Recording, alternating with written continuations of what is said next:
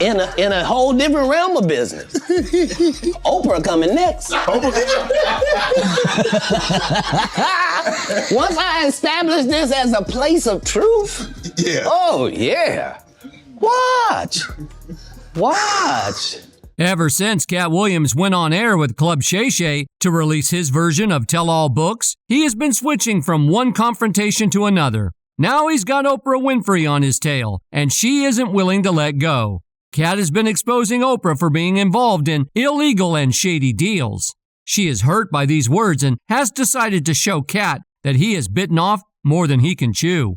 But what makes all this more interesting is that Katt isn't backing down as well. Instead, he's fighting back and threatening to release more dirt on Oprah. Y'all, it seems like this Hollywood drama is about to get even more intense. Don't want to be on the dark side about it? Join us in this video to get a scoop on what's going on. Because it was his turn next. Okay. Some of us are against the Illuminati, and we are against the Illuminati at our own detriment. When people are against the Illuminati, then they get punched in the face all the time.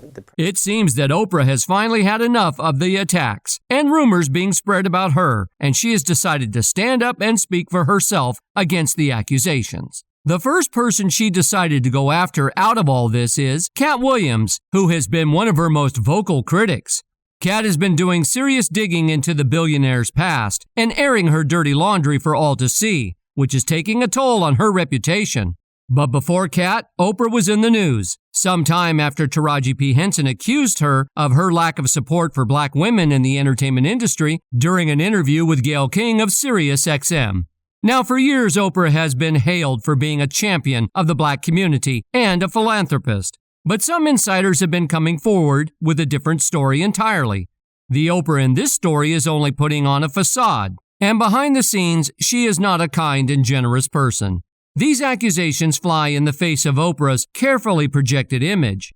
One of them is 50 Cent. For all of his trolling, 50 Cent is known for championing justice for black artists in the entertainment industry. While he may be known for his no-holds-barred social media battles, he has also been vocal about speaking out against racism and inequality in Hollywood. He's quick to defend fellow black artists who are facing discrimination or being mistreated, and he's not afraid to face those in power. For instance, when Monique was treated badly by Oprah, 50 Cent was one of the few people who publicly stood by her and offered his support. Then there's Taraji, who spilled that she was offered a lowball salary by Oprah for her role in the film The Color Purple. 50 Cent was quick to offer her a role in his own upcoming projects and promised to pay her what she was truly worth. But those are just scratching the surface when it comes to the level of exposure 50 Cent did over Oprah. In the past, he has accused her of using her platform to put black artists in a bad light.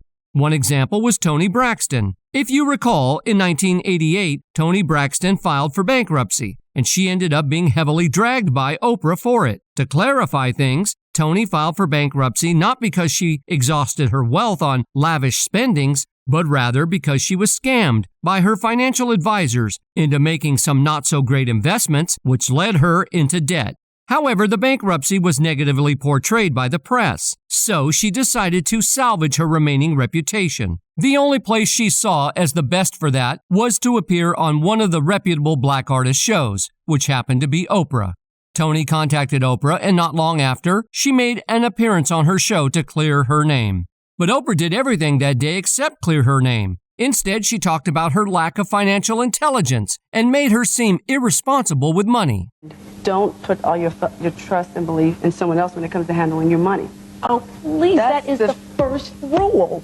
I know, right? That is success 101. No, I didn't take it. But she didn't stop at that. She started mocking Toni for her predicament, stating how she couldn't afford her usual designer clothes and lavish lifestyle. She even went as far as asking her if she would sell some of her personal belongings to make some quick money.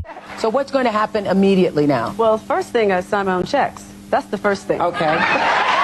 Although Toni managed to keep a smile on her face during the interview, it was clear that she was uncomfortable. At the end of the interview, Toni let her feelings out of the bag she kept. And after Oprah called her out for her lack of sensitivity and respect, she made it clear that she didn't appreciate the way Oprah treated her. She was so freaking mean to me. I couldn't believe it because I loved her so much. I admired her and looked up to her. And she pretty much reprimanded me.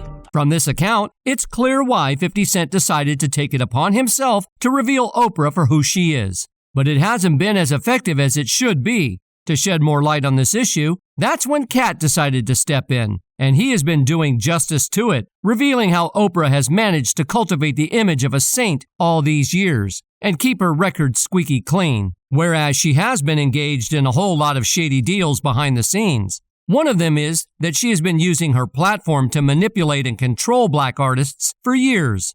Katt pointed out multiple instances where she has allegedly made snide comments about black celebrities, which have often gone unnoticed by the general public. This includes the case of Ludacris, a rapper who was the subject of one of Oprah's more subtle jabs. During an interview to promote the movie Crash with the rest of the movie cast, instead of focusing on the movie, Oprah kept bringing up Ludacris's use of the N-word in his music. This makes him feel cornered. He felt that she was unfairly attacking him and took to a radio interview to air his grievances. I was there for Crash, for the movie. Yeah. And basically she said something about, you didn't agree with my music. And even if you don't agree with certain songs I made, say you don't agree with certain songs, don't say you just don't agree with all of my music. Right. As if that wasn't enough, she also edited out some of Ludacris's comments, making him appear in a negative light. But that's just a scratch on the surface considering other things the TV show host did. One of the most shocking examples of her manipulation was when she interviewed Michael Jackson at his Neverland Ranch in 1993. Sitting with the King of Pop was a rare opportunity for Oprah, as MJ is a private person. This interview propelled her to the pinnacle of her career, as she's seen as a friend of MJ. But after his death, Oprah completely changed her tune, aligning herself with the negative side of the Leaving Neverland documentary, which painted a very negative picture of Michael.